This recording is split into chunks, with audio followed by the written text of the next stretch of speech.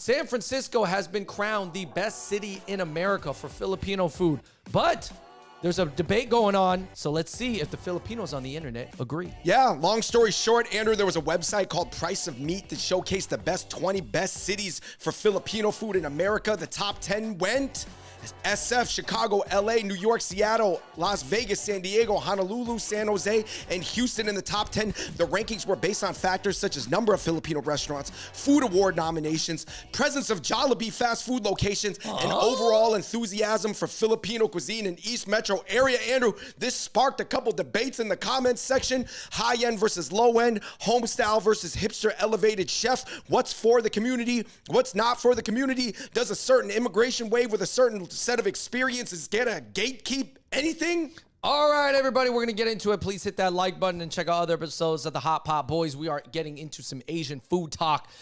First of all, man, we've eaten at a lot of Filipino restaurants in our life, filmed at a lot, enjoyed a lot. I would say... I think Filipino food is underrated. Yeah, I think it is underrated. And here's my thing, though. I do think it's funny that one of the metrics they used was number of Jollibees. Now, at first, I thought, I was like, oh, that's an interesting metric to use because Jollibee's is a Filipino chain, but it doesn't serve only Filipino traditional dishes, right? Especially in America, it's more, menu is more American-centric, Yeah, it's right? more like fried chicken-centric. But then, I guess... it also goes to show the number of Jollibees would go to show you how many Filipinos are in that area, I suppose, right? And how open people are to Filipino food in general. So I guess that's a metric that at first I didn't understand, but I get it now. Hey, shout out to Jollibee's. They just opened up one in Alhambra. Delicious. And one in Times Square. So the reason San Francisco got it, Andrew, and a lot of people were debating, is it SF, is it Daly City, what's the difference? Is because they got the high end, mid end, and low end. Obviously, low end, we're talking about cafeteria style. That can be good too, but really, realistically, I think there's a limit to it. Mid end is where you see a lot of variance, where you could be getting incredible deals, or it's just mid, right? Like mid in the mid end. And then at the high end, Andrew, in SF, they've got this place, Abaca, that is $4, Andrew. Let me just show you. Look, this is the longanisa. It looks like the nicest yakitori you've ever seen in your life. Andrew, let's get into this. Look good. It looks good. What is that? I mean, look at the eggs, bro. Is that a pork pump right there? Dude, look at this bibinka right here with fried brie cheese on top. What are those eggs? Yes, I don't know what it is, but it looks delicious. Andrew, I got some quick thoughts. I think that most people's exposure to Filipino food in America, even that are Asian American, it's either through your Filipino friend's mom, some backyard barbecue that they got a bunch of lumpia Shanghai and tinfoil in the backyard, right? Or probably people have been to a Seafood City cafeteria. Let's be honest, that food is not the greatest. It can get the job done though. And then of course, Jollibee's, and maybe if you're in a really high Filipino zone area, Max's. Right. But would you say that that's, a lot of Americans haven't really had Filipino food, which can lead to a lot of misconceptions about how good or how good it is not. I mean, I would say a lot of Americans have not delved deep into the Filipino cuisine. It's true. Right. And also, maybe they've been to a spot one time that their friend took them to and it wasn't good. No, it's possible. Because to be honest, there's not that many Filipino restaurants in America, given the amount of Filipinos in America. There's like 4 million Filipinos. There's really not a high rate of restaurants. So it's possible that the one time you go to a restaurant, you're not going to eat Filipino food all the time. And then one time it's not that great. Maybe it wasn't that fresh. So then they don't have a good experience. Yeah, I think it's really changing a lot lately with like new immigration waves and different things going on. But that's even debated within the community. We're going to get to that. Andrew, do you think a lot of Filipinos have a pretty chill attitude about culinary representation? I don't think they necessarily put their self-worth into that lane. They're more worried about Ruji having representation in the clothing world or representation as a dancer or a rapper or a DJ. Yeah. No, I think from my Filipino friends and overall, they all love Filipino food. They hold it dear to their heart, but I don't think that they're like, yo, I can only eat it every day and it's the best. And like, I put all my self-worth in our identity. It's like, that's just one part of the Filipino identity. I think the other part is like, obviously a lot of the family values and having fun and things like that and like being cool. And to contrast it with being Chinese, Andrew, I think a lot of ABCs do put their self-worth in restaurant representation, because I'll tell you this, it's probably not going to be there in the hip hop lane unless it's ASAP Eva selling Drake a chain and popular jewelry. Andrew, I see a similar arc with Chinatown, Toisan style Southern Chinese food as well as Filipino food. They might be a little bit further behind in the timeline. You know how they're like, people used to love Hop Key in the 70s, and now there's Potluck Club. People love Sam Boa and SF, and now there's Empress Boom. People loved Yang Chow for 30 years in LA's Chinatown, and now there's Bistro Nas. Things change with changing demographics, right? Yeah. And group identity is just so important. And I think this is going to be really funny in the interesting comment section, Andrew. Some people that don't relate to these like really expensive Filipino spots like Abaca, or there's a bunch of them, the spot in Chicago that has a Michelin star. You know what I mean? Like, should they go against it? Should they go for it? Or they don't want to, you know what I mean? I think a lot of Filipinos have trouble considering it as Filipino food, because usually it's it's given like French techniques. It's totally different. It's like super elevated, and it's probably done with different like techniques from different cultures, right? Could be like Japanese yakitori, Japaneseized Filipino food. Now, is that Filipino food? And what if it's hyper expensive? What if it's like $150 a person? Like, can you even relate to that? You know what I mean? What happened to dollar hits? This is $250 hits. That's a lot more. That's 250x on the mathematics. All right, let's get into the comments section and see what people were saying. Somebody says, I swear to downvote if anybody votes Max Restaurant as their #1 choice in Los Angeles. I'm just telling you, there's got to be some other stuff. I'm telling you this, man. I really like Max's. I really like Jollibee's too. I like the Filipino chains from the Philippines. Listen, I understand, because as a Chinese person, sometimes I think people are past the days of saying, yo, Panda Express is the best Chinese food I've ever had. But they might say like, oh, I just love like Yang Chow fried rice, or I just love this, and like I just love the super basic, like, Joe Shanghai. Joe Shanghai is good, but it's not like no Chinese person would say it's the #1 Chinese restaurant. Right. Would you say that it's ridiculous for ABCs to say that Din Tai Fung is the best? Because Din Tai Fung's almost like an elevated Joe Shanghai. I don't know. It's tough. Yeah, the lines kind of get murky there. Yeah. Somebody said, hopefully you get to enjoy it safely. Nobody wants to go to San Francisco anymore for the safety reasons. So go ahead and just enjoy the food without me, because I'm not going. Right, that's a commentary on how bad SF is getting. And then someone said, hey, when they say San Francisco, they really just mean Daly City, right? Because Daly City is nearby San Francisco. It's part of the larger, I guess, it's definitely part of the Bay Area. Well, literally, it's one city away, right? Like, it's South San Francisco and then Daly City. Do you think they're actually including Daly City or no?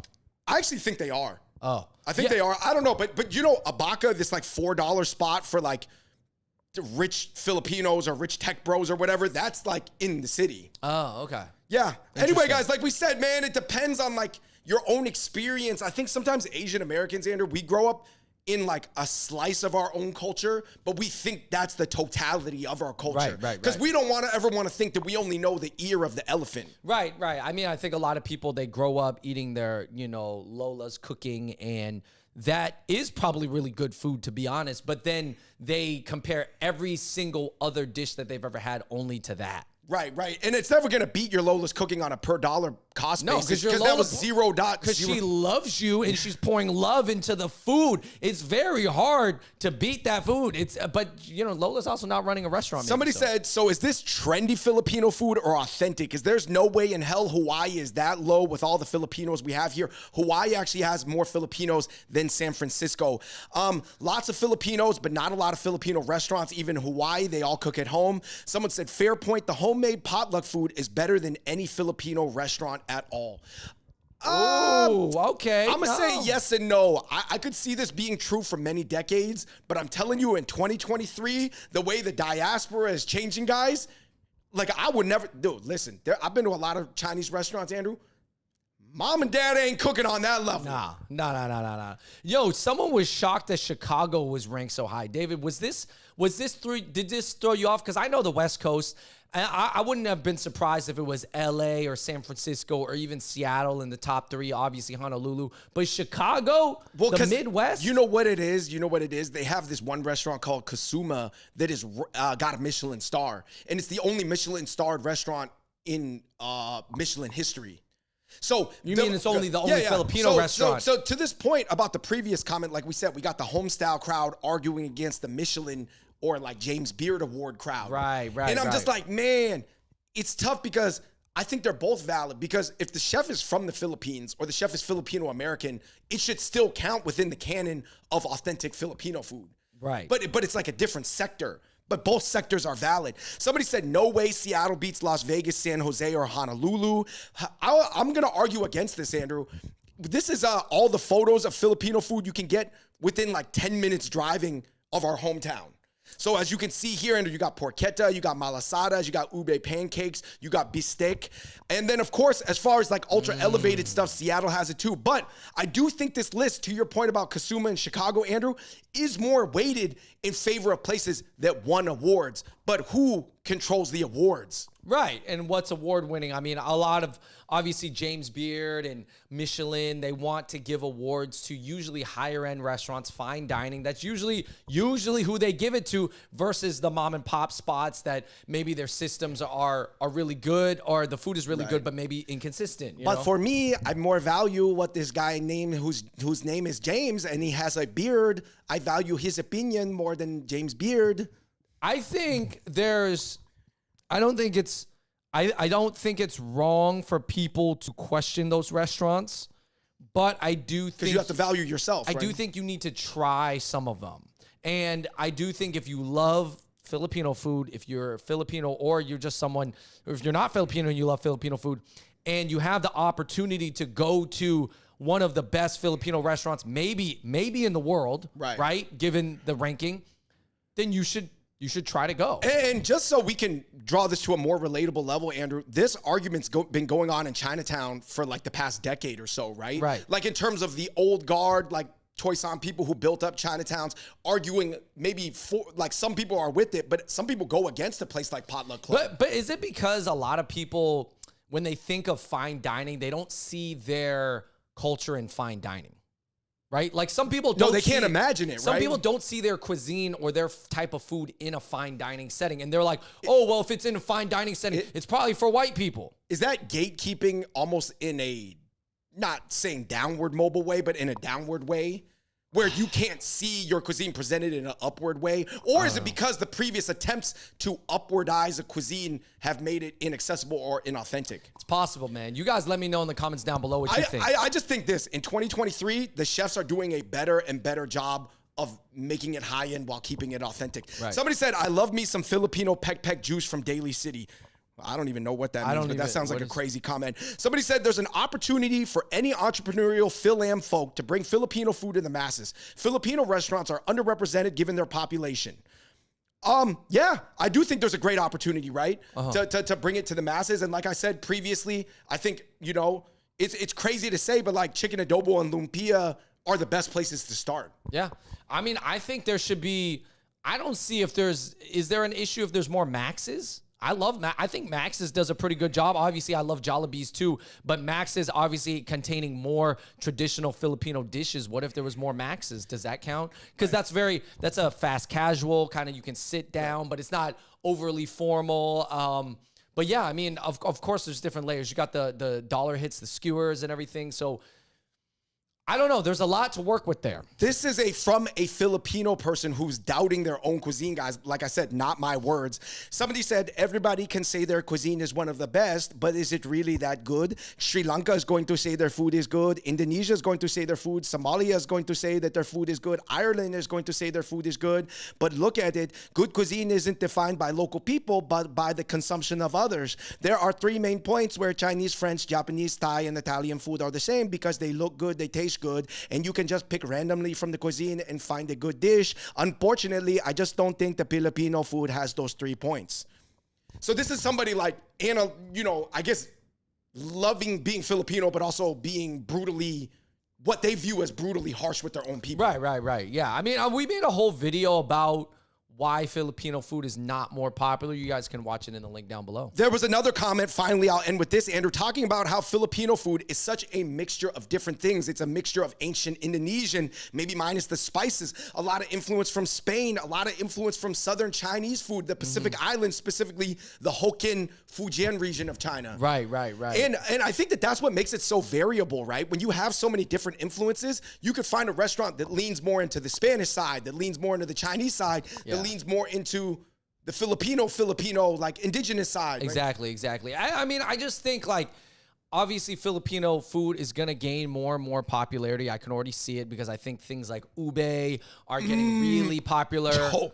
I think lumpia has respect now. I think that there's definitely the things that are growing, but also like there does need to be kind of like a whole generation or a mass amount of people who want to cook food, because I know there's a lot of Chinese chefs out there. There's a lot of Chinese people who know how to cook. They try to cook. They want to cook, right? So as long as you can increase that number of people who want to cook Filipino food, the Filipino food is going to get even better. Yeah. And I think that people really got to update their firmware pack, because I'm telling you, I tried Filipino food 15 years ago, 20 years ago at my friend's house. And I'm telling you, where the restaurants are now, if you pick the right restaurants, you look at the ratings and you talk to people, it's fire. Yeah. The food is fire. Andrew, long story short, how many should old immigrants from the 60s and 70s embrace the people who just came from the Philippines 5 years ago? Maybe they're they could even be from a rich family. You know what I mean? I'm not saying they relate to them, but they gotta see experiences that's outside of the ones that they've grown up with around them in their circles as still valid too, right? I think it's because if you are respectful of the traditional culture or the country and what's happening in that country, then to some extent you should be curious about what the international class is bringing over. You know, just like there's an international class of Chinese people that are also as they come over, also bringing along a lot of chains from China. Now, this is not food that I grew up eating, but I'm like, oh, if this is what's going on in that country right now, then I'm at least curious about it. Right, you're talking about a hot boiling pot of like red Sichuan peppercorns. Or like a guo kui, which is like a thin little flatbread, almost like a thin hot pocket from from the western region of like Sichuan, you know? And that kind of stuff I'm like interested, because I'm like, oh, even though I don't immediately identify that as Chinese food, I'm like, well, it is Chinese food technically, so I'm going to check it out. Do you think it is kind of, for some people that don't come from that group, they're like scared of it or intimidated of it, or it's causing some like them questioning their own identity?